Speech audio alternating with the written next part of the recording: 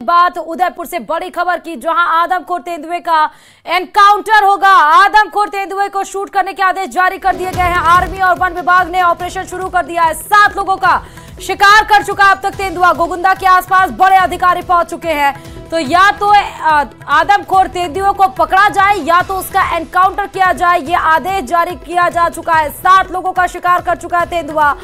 बड़ी खबर इस वक्त की आपको बता रहे हैं, गोगुंदा के आसपास बड़े अधिकारी पहुंच चुके हैं। लगातार सर्च ऑपरेशन चलाया जा रहा है। इसको लेकर काफी ज्यादा एक्टिव मोड पर अब सेना आ चुकी है। बड़ी खबर आपको दिखा रहे हैं और ये तस्वीरें भी दिखाइए। देखिए कि कैसे उदयपुर में एक घात लगाए तेंदुए ने हमला किया, एक महिला को अपना शिकार बनाया जब वो चारा डालने के लिए गई थी। कल एक पुजारी को अपना शिकार बनाया था, उसके पहले एक लड़की को अपना शिकार बनाया था, 5 साल की मासूम बच्ची को। उसके पहले एक महिला को शिकार बनाया था जहां अपने पति के साथ वो लकड़ी बीनने के लिए गई थी। तो लगातार जो पैंथर का मूवमेंट है वो बढ़ता जा रहा है और अब डर के साए में जीने को लेकर ग्रामीण परेशान है। ज्यादा जानकारी के साथ कपिल संवाददाता फोन लाइन पर जुड़ चुके हैं। कपिल, एनकाउंटर का आदेश जारी। आगे कपिल, मेरी आवाज मिल रही है आपको? हाँ जी, मैं सुन पा रहा हूँ आपको। मेरा सवाल है, एनकाउंटर का आदेश जारी हो गया कपिल? बिल्कुल, देखिए राज्य सरकार ने बेहद गंभीरता से इस मामले को लिया है। वन विभाग के बड़े अधिकारी, जो जयपुर स्तर के अधिकारी थे, वे इस समय गोगुंदा पहुंच चुके हैं और वहां पर जो सर्च ऑपरेशन चल रहा है उसकी कमान संभाले हुए हैं। फिलहाल जो बड़ी जानकारी निकलकर सामने आ रही है, वन विभाग के अधिकारियों से जो पुष्टि हुई है उसके अनुसार लेपर्ड, जो कि आदमखोर लेपर्ड है, उसको एनकाउंटर करने, उसको गोली मारने के आदेश जारी हो गए। और इसी आदेश के तहत जो ऑपरेशन जो चलना है उस पर भी काम शुरू हो गया है। हथियार जवान जंगल की ओर कूच कर चुके हैं। बड़ी तादाद में ग्रामीण भी साथ में बताया जा रहा है। तकरीबन 200 से ज्यादा ग्रामीण इस समय टीम के साथ में मौजूद हैं। आर्मी के जवान मौजूद हैं और सारे जो इस ऑपरेशन में शामिल लोग हैं, वे सारे लोग पूरे जंगल की घेराबंदी करने की तैयारी कर चुके हैं। आज सुबह से एक रणनीति बनाई जा रही थी, उसी रणनीति के तहत वन विभाग ने अपना ऑपरेशन शुरू किया है। हमने वन विभाग के अधिकारी से जब फोन पर इस बात की पुष्टि की तो उन्होंने इस बात को माना कि आदेश हो चुके हैं कि इस आदमखोर लेपर्ड को गोली मार दी जाए, इसका एनकाउंटर कर दिया जाए ताकि इसका जो आतंक है वो आतंक खत्म हो सके। आप देखिए, रोजाना नया शिकार जो है वो बनता जा रहा है। एक के बाद एक व्यक्ति का जो शिकार है वो होता जा रहा है और 7 शिकार अब तक ये आदमखोर लेपर्ड जो है वो कर चुका है। फिलहाल जो बड़ी जानकारी निकलकर सामने आ रही है उसके अनुसार अब राज्य सरकार ने गंभीरता से लिया है और इस आदमखोर लेपर्ड को गोली मारने के आदेश दिए हैं। लेकिन कपिल, इसमें 2 सवाल हैं क्योंकि 3 अभी लेपर्ड तेंदुए पकड़े जा चुके, उसमें एक नरभक्षी मिला। क्या जिसको गोली मारी जाएगी वही नरभक्षी है जो लोगों का शिकार कर रहा है? पहला सवाल। दूसरा ये, क्या इस ऑपरेशन को कोई नाम दिया गया है? और तीसरा सवाल ये, इस ऑपरेशन को चलाने के लिए प्रक्रिया, प्रोसीजर क्या अडॉप्ट किया गया है? कपिल, 3 सवाल है कपिल मेरे। हाँ जी बिल्कुल, देखिए फिलहाल जो जानकारी है, वन विभाग अपने जो अनुभव है उसके आधार पर इस ऑपरेशन को अंजाम दे रहा है। देखिए, सबसे पहली जानकारी जो आ रही है उसके अनुसार आप देखिए कि जो पहले जो लेपर्ड पकड़ में आए थे, ये माना जा रहा था कि उनके कैनाइन टीथ टूटे हुए हैं, ऐसे में वे भी नरभक्षी हो सकते हैं। फिलहाल अभी जो घटनाक्रम हुआ है आसपास के इलाकों में हुआ है। इन आसपास के इलाकों में जो लेपर्ड की जो आमतौर पे जो स्वभाव होता है, शिकार करने के बाद वो 1 से 2 से 3 किलोमीटर के रेडियस में ही घूमता है। तो इस रेडियस में ही सर्च ऑपरेशन फिलहाल चलाया जाएगा और जो एनकाउंटर करने का जो काम है यहाँ पर जो लेपर्ड मिलेगा उसका किया जाएगा। फिलहाल और भी प्रयास किए जाएंगे, लेकिन प्राथमिक तौर पर वन विभाग अपने अनुभव के आधार पर इस जो ऑपरेशन है इसको अंजाम देने में जुटा हुआ है। बहुत शुक्रिया कपिल तमाम जानकारी देने के लिए। नजर बनाए रखिए, अपडेट आपसे लेते रहेंगे। तो बड़ी खबर आपको बता रहे हैं, गंभीरता को देखते हुए वन विभाग की तरफ से, राज्य सरकार की तरफ से एनकाउंटर का आदेश जारी कर दिया गया। उसको लेकर सर्च ऑपरेशन लगातार चलाया जा रहा है, जैसा तस्वीर में आपको नजर आ रहा है। और चलिए अब सीधा रुख जयपुर से बड़ी खबर की तरफ, जहां राजस्थान मेडिकल काउंसिल में फर्जीवाड़े का खुलासा हुआ है। बिना दस्तावेज जांचे ही फर्जी डॉक्टर्स के रजिस्ट्रेशन का आरोप है। आरएमसी के रजिस्ट्रार डॉक्टर राजेश शर्मा पर आरोप है। डॉक्टर राजेश शर्मा की नियुक्ति पर सवाल है। किसके इशारे पर डॉक्टर राजेश शर्मा की नियुक्ति हुई है? बड़ा सवाल। जयपुर से इस वक्त की बड़ी खबर, राजस्थान मेडिकल काउंसिल में फर्जीवाड़े का यह खुलासा। चिकित्सा मंत्री गजेंद्र सिंह खेलसर का इसको लेकर बड़ा बयान भी अब सामने आ चुका है। पूरे मामले की उन्होंने कह दिया कि जांच होगी। मामले में 4 सदस्यीय कमेटी जांच करेगी, यानी कमेटी गठित हो गई है। सचिवालय पहुंचकर प्राथमिक जांच कर सख्त निर्णय लिए जाएंगे। रजिस्ट्रार पर कुछ देर में निर्णय होगा। बड़ी खबर आपको इस वक्त ही बता रहे हैं।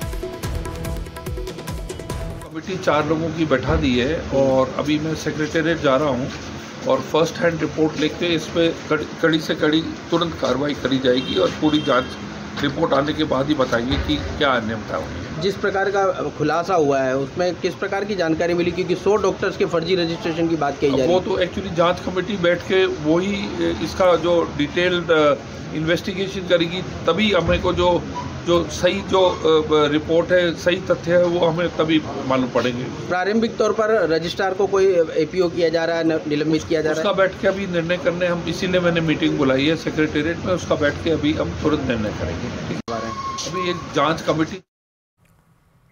चलिए अगली खबर चित्तौड़गढ़ से, जहां पारसोली इलाके से अपहरण कर एक दंपत्ति को 5 दिन तक बंधक बनाकर मारपीट करने का मामला आया है सामने। यही नहीं, पति को यूरिन पिलाई गई।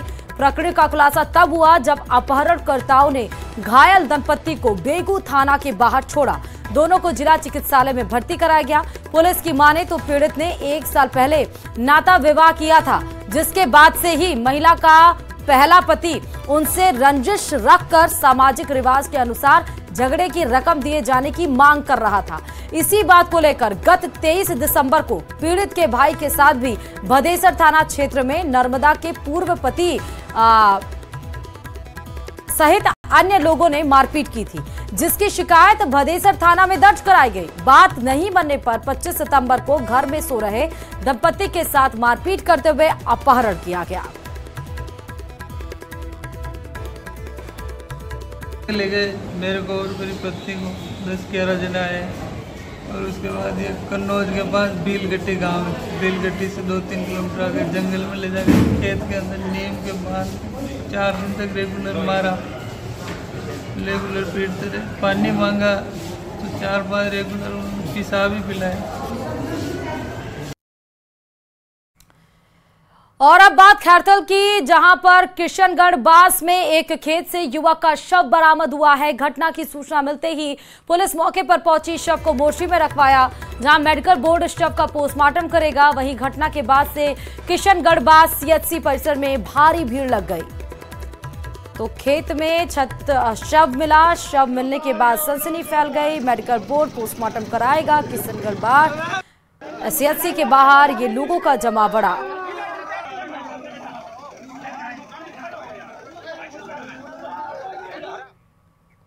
और अब बात भरतपुर से खबर की, जहां कार में सवार होकर आए बदमाशों ने आतंक मचाया। दरअसल बदमाशों ने सरस बूथ पर सिगरेट नहीं देने पर झगड़ा किया। इसके बाद उन्होंने दुकानदार की सरिये और डंडे से पिटाई कर दी। जैसे ही इस मामले की सूचना पुलिस को मिली, वहां पुलिस पहुंची तो बदमाशों ने पुलिस की गाड़ी को टक्कर मारकर भागने की कोशिश की। इस दौरान बदमाशों की गाड़ी में बदमाशों ने पुलिस कर्मियों पर भी गाड़ी चढ़ाने का प्रयास किया। हालांकि पुलिस ने इस मामले में 2 बदमाशों को पकड़ लिया है, जबकि 2 मौके से फरार हो गए हैं। बदमाशों की ब्लैक स्कॉर्पियो पर बीजेपी का स्टिकर लगा हुआ है। बताया जा रहा है कि करीब 1 घंटे तक बदमाशों ने जमकर आतंक मचाया। वहीं पुलिस ने गाड़ी जब्त कर ली है।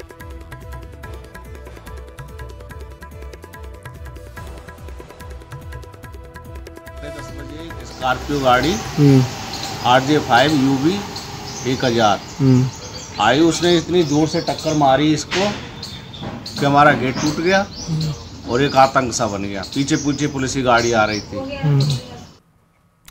और चलिए राजसमंद की तरफ रुख करते हुए, जहां बदमाशों द्वारा दहशत फैलाने का वीडियो वायरल हो रहा है। दरअसल एक चलती कार में बदमाशों के द्वारा एक हथियार लहराए जा रहे हैं। ये तस्वीरें आपको दिखा रहे हैं। घटना केलवा इलाके की बताई जा रही है। कार सवार बदमाशों ने इस दौरान एक बस को रुकवाकर बस में लूटपाट करने की कोशिश की। इसके बावजूद भी बस ड्राइवर ने बस नहीं रोकी और काफी देर तक हथियार लहराते हुए कार में घूमते रहे। हालांकि इस दौरान बस चालक ने ही दहशत फैलाने वाले लोगों का वीडियो बना लिया, जो अब सोशल मीडिया पर वायरल हो रहा है।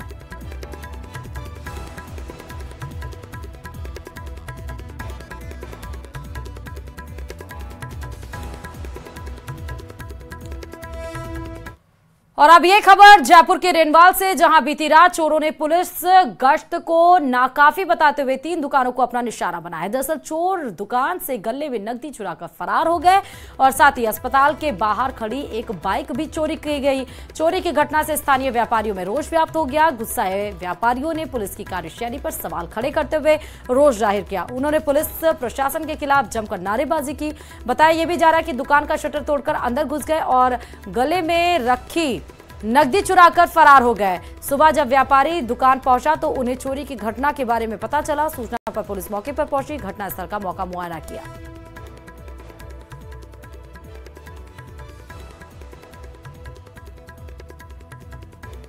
जब मैं उठा तो मेरे को ये विनोद बागड़ा ने मेरे को फ़ोन करके बुलाया तो भैया दुकान के तेरे ताले टूटे हुए हैं और दुकान को आके संभाल, या कोई रात को खुली छोड़ गया था क्या। तो मैं जल्दी से आया था, मैं तो आके देखा तो ये तख्ता ऊंचा हुआ था, खुला हुआ था, शटर खुला हुआ था आधा और ताला टूटा हुआ पड़ा था साइड में। और चलिए बड़ी खबर आपको अजमेर से बताते चले, जहां अजमेर शहर में कांग्रेस ने कलेक्ट्रेट पर विरोध प्रदर्शन किया है। दरअसल बीजेपी की 10 महीनों की सरकार से लोग हो रहे हैं परेशान, ऐसा कांग्रेस का सीधा तंज बीजेपी पर। आपराधिक वारदात, महंगाई से लोग परेशान, बीजेपी ने झूठे वादे कर जनता को गुमराह किया।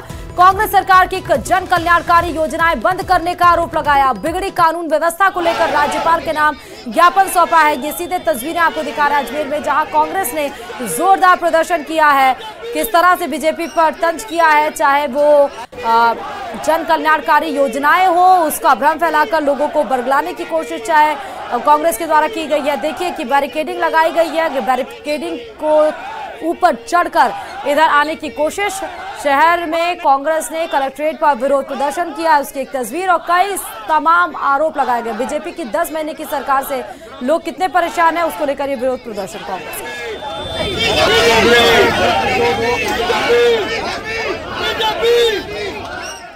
अशोक भाटी हमारे साथ फोन लाइन पर कनेक्ट हो चुके हैं। अशोक, कांग्रेस का ये जोरदार प्रदर्शन, अभी क्या जानकारी? जी बिल्कुल, कांग्रेस की ओर से प्रदर्शन किया जा रहा है। पिछले 10 महीनों में जो अराजकता का माहौल रहा है, कांग्रेस का आरोप है कि लगातार गैंगवार की घटनाएं जो है इस दौरान बढ़ी है। अजमेर में आपराधिक वारदातें बढ़ रही है और महंगाई जो है चरम पर है।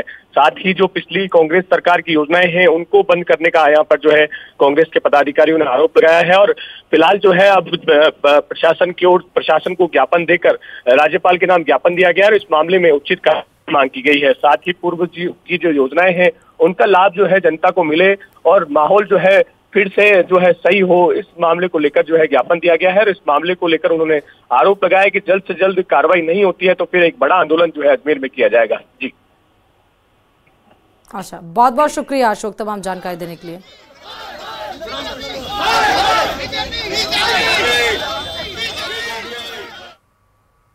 और चलिए अब बात धौलपुर की कर लेते हैं, जहां बारिश के बाद मौसमी बीमारियों की रोकथाम के लिए हेल्थ डिपार्टमेंट द्वारा घरों का सर्वे कर एंटी लार्वा गतिविधियां करवाई जा रही हैं। और इसी क्रम में कलेक्टर के निर्देश पर शहर के कई इलाकों में 130 स्वास्थ्य कर्मियों द्वारा लगभग 2 दर्जन कॉलोनियों में सर्वे कराकर मच्छरों के लार्वा को नष्ट किया गया। साथ ही आम जन को मौसमी बीमारियों से बचाव के लिए जागरूक किया गया। सीएमएचओ के मुताबिक विभागीय टीमों द्वारा करीब 2168 घरों का सर्वे कर एंटी लार्वा गतिविधियां की गई और इस दौरान 472 जल जमाव के पात्र खाली कराए गए। साथ ही खाली पड़े 197 प्लॉट में हुए जल भराव में दवा डाली गई।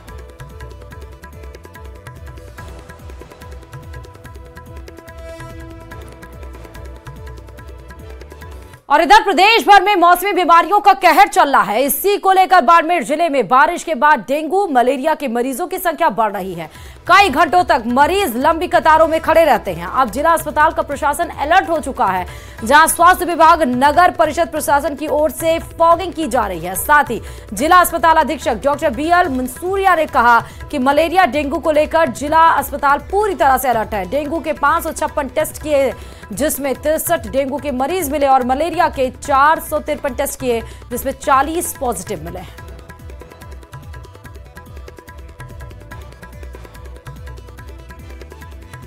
मौसमी बीमारियों का जनरली इस समय में सीजन रहता है और वही अभी भी अपनी जो ओपीडी है 4000 से ऊपर चल रही है। और अगर वैसे ही देखा जाए तो पिछले साल के मुकाबले इस बार जो है बहुत ही कम डेंगू और मलेरिया के केसेज हैं। अभी तक इस महीने के अगर आंकड़े देखें तो डेंगू के हमने 556 टेस्ट लगाए, उसमें से 63 पॉजिटिव है और मलेरिया के 1453 टेस्टों में से 40 ही पॉजिटिव आए। तो ये बहुत ही कम संख्या है और धीरे धीरे सब कंट्रोल। और इधर श्री गंगानगर की नई धान मंडी में सफाई व्यवस्था चौपट होती हुई दिखाई पड़ रही है। नई धान मंडी जहां प्रतिवर्ष करोड़ों का कारोबार देता है, तो वहीं लाखों रुपए सफाई व्यवस्था में खर्च किए जा रहे हैं। वहीं मंडी में जगह जगह लगे कचरे के ढेर और सड़ांध रहे बरसाती पानी के जमाव से स्थानीय व्यापारी और मजदूर परेशान हो रहे हैं। मजदूरों का कहना है कि बदबूदार और दूषित वातावरण में उन्हें काम करना पड़ रहा है और वहीं पानी में मच्छर भी पनप रहे हैं, जिसमें डेंगू और मलेरिया फैलने की आशंका भी बनी हुई है। तस्वीरों के माध्यम से भी आप देख सकते हैं करोड़ों की लागत देने वाला अनाज किस तरह से वहां पर उसकी दुर्व्यवस्था हो रही है। ये तस्वीरों के माध्यम से आप देख सकते हैं। व्यापारियों का, मजदूरों का साफ ये आरोप है कि किस तरह से दुर्गंध वहां पर आ रही है, बदबू आ रही है, अनाज सड़ रहे हैं, पानी भरा हुआ है और इस मौसमी बीमारियों में इस पानी भरने की वजह से डेंगू और मलेरिया का खतरा बना हुआ है। गंदे वातावरण में कैसे काम कर रहे हो? साफ सफाई नहीं होती क्या यहाँ पर? आप क्या करें, 6 बजे बाद यहाँ बैठने को मन नहीं करता, इतने मच्छर है, बीमार और हो गए और 15 दिन से बीमार पड़े हैं। क्या करें, कहाँ जाए, जा भी नहीं सकते छोड़ के, और ये उठा ही नहीं रहे कचरे को। कितने दिन से नहीं हुई साफ सफाई? 8 दिन से सफाई नहीं हो रही है। 8-9 दिन से यही है वजह, सफाई नहीं हो रही। क्या वजह मानते हैं, क्यों नहीं हो रही? क्या करें, पानी निकासी नहीं बिल्कुल भी। राजस्थान में 1 क्लास कैटेगरी में आती है कृषि उपज मंडी समिति में। यहाँ करोड़ों रुपए का इनको राजस्व मिलता है और लाखों रुपए हर महीने सफाई के नाम पर उठाया जाता है। सफाई व्यवस्था में मान लो 30 आदमी मंजूर है, मुश्किल से 7-8 आदमी काम करते हैं। मंडी में सफाई व्यवस्था जो हो रही है वो अगर या तो प्रशासन आगे देखे या कोई और आगे देखे, सफाई जितनी होती है उतना माल किसानों का वापस आ जाता है, जो ढेर लग जाता है। चुंगी वाले जो है मंडी के अंदर पूरा खिला रखा है। और चलिए रुक करते अगली खबर की तरफ, जहां टाइगर रिजर्व फॉरेस्ट सरिस्का 1 अक्टूबर से ओपन हो गया है। पहले दिन मंगलवार को सुबह 6 बजे से टूरिस्ट सफारी पर निकल गए हैं। सैकड़ों की संख्या में पहुंचे सैलानियों का सरिस्का प्रशासन की ओर से तिलक लगाकर और फूल माला पहनाकर स्वागत किया गया। रोजाना 2 पारियों में सफारी का लुत्फ उठा सकेंगे पर्यटक। सभी कुल 5 जोन हैं अभी जिन पर सफारी के रूट हैं। आगे टाइगर कंजर्वेशन प्लान में नए रूट अप्रूवल के बाद बढ़ाए जा सकते हैं। इस बार अच्छी बारिश होने की वजह से सरिस्का में जंगल की खूबसूरती और ज्यादा बढ़ गई है। जंगल घना है, घास भी बड़ी है, जिसके कारण टाइगर की साइटिंग लुका छुपी की तरह होगी। हालांकि वाटर हॉल के आसपास अच्छे से देख सकेंगे और वैसे इस बार पानी की भी अधिकता है। सरिस्का में हर साल लाखों की संख्या में देशी विदेशी पर्यटक आते हैं। 3 महीने के बंद होने के बाद टाइगर रिजर्व की आज शुरुआत है, तो काफ़ी अच्छी संख्या में यहाँ पर टूरिस्ट आए हैं। जो भी हमारे पास जिप्सी इस जोन में है वो जिप्सी सारी बुक हैं, सारे कैंटर्स यहाँ पे बुक है और जो टूरिस्ट हैं उनमें काफ़ी उत्साह देखने को मिल रहा है। हमने जो इस बार चूँकि बारिश अच्छी हुई है, जंगल में सब जगह जगह पर पानी के अच्छे स्रोत डेवलप हुए हैं, काफ़ी जगह पानी है और कुछ रास्ते भी खराब हुए थे, उन रास्तों को भी हमने ठीक कराया है। और ये जो विभिन्न जोन हमने बना रखे हैं इस टाइगर रिजर्व में, उन जोन्स में अलग अलग जोन्स में गाड़ियाँ जाएंगी और संभवतः अगर सब कुछ ठीक रहा तो इनको टाइगर के दर्शन भी होंगे। तो एक सफल और सुखद शुरुआत है और जैसा आशा करता हूं कि ये सीजन टूरिस्ट के हिसाब से अच्छा जाएगा और सरिस्का टाइगर रिजर्व में चूँकि संख्या लगातार टाइगर की बढ़ रही है तो साइटिंग भी अच्छे होने के पूरे आसार हैं, पूरे चांस हैं। तो इसलिए जो टूरिस्ट हैं उनका उत्साह काफ़ी देखने को मिल रहा है। और चलिए अब बात उदयपुर से बड़ी खबर की, जहां मावली इलाके में ग्रामीणों ने चोरों को पकड़ा है। दूसरे नकदी चुराकर भागने में सफल हुए हैं। मंदिर की दान पेटी तोड़कर चोरी की गई है। तस्वीरें आपको दिखा रहे हैं, आप देख सकते हैं कैसे मंदिर की दान पेटी तोड़कर चोरी की गई है। मंदिर की दान पेटी तोड़कर ये चोरी की गई है। उदयपुर से इस वक्त की बड़ी खबर, मावली इलाके में ग्रामीणों ने पकड़े चोर, दूसरे नकदी चुराकर भागने में हुए सफल। मंदिर की दान पेटी तोड़कर चोरी की गई है। एक चोर को तो पकड़ लिया गया ग्रामीणों के द्वारा, लेकिन दूसरे जो उसके साथ चोर आए थे वो दान पेटी मंदिर का तोड़कर उसमें से जो नकदी थी, जो पैसे थे, रुपए पैसे, वो सब लेकर फरार हो गए। लेकिन एक चोर जरूर ग्रामीणों के हाथ लग गया है। बड़ी खबर और ये तस्वीरें भी। और टोंक जिले के निवाई में शिक्षा के मंदिर को शर्मसार करने की घटना सामने आई है। सरकारी स्कूल में नाबालिग बच्चियों को अश्लील वीडियो दिखाकर छेड़छाड़ करने वाले शिक्षक लईक अहमद कुरैशी को जिला शिक्षा अधिकारी ने निलंबित कर दिया है। वहीं गिरफ्तारी के बाद निवाई पुलिस ने आरोपी लईक अहमद को टोंक पॉस्को कोर्ट में पेश किया। यहां से कोर्ट ने आरोपी को 15 दिन के लिए जेल भेज दिया। वहीं सनातन धर्म रक्षा मंच के बैनर तले गांव के लोगों ने एसडीएम को मुख्यमंत्री के नाम ज्ञापन सौंपकर स्कूल के प्रिंसिपल समेत सभी स्टाफ की जांच कर कार्रवाई करने की मांग की है। ग्रामीणों ने पूरे मामले को दबाने का आरोप लगाया। मामला 10 सितंबर का है, जब स्कूल में आरोपी ने 5वीं क्लास में पढ़ने वाली बच्चियों को स्कूल में वीडियो दिखाया, जिसके बाद बच्चियों में परिजनों को पूरा मामला बताया है।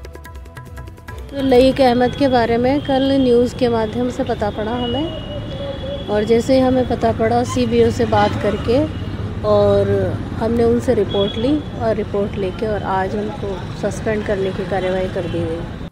शिक्षा के मंदिर में नाबालिग बच्चियों के साथ गंदी हरकत करने और पोर्न वीडियो दिखाने वाला लईक अहमद निलंबित हो गया है। निवाई पुलिस ने कल ही पॉक्सो एक्ट की धाराओं में मामला दर्ज कर अरेस्ट किया।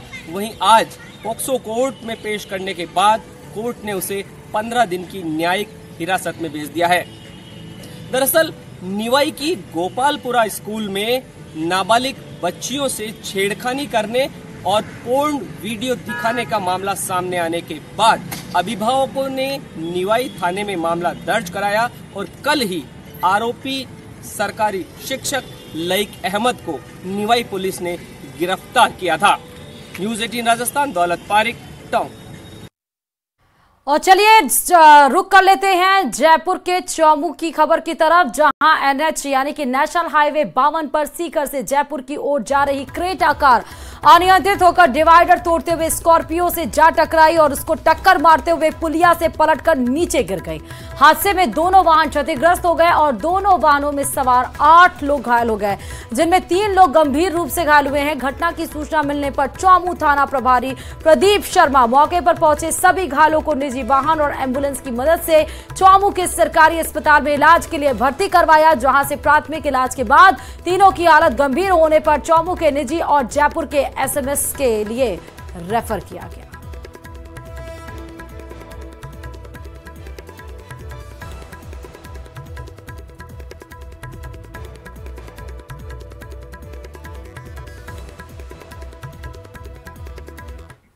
और चलिए इसी के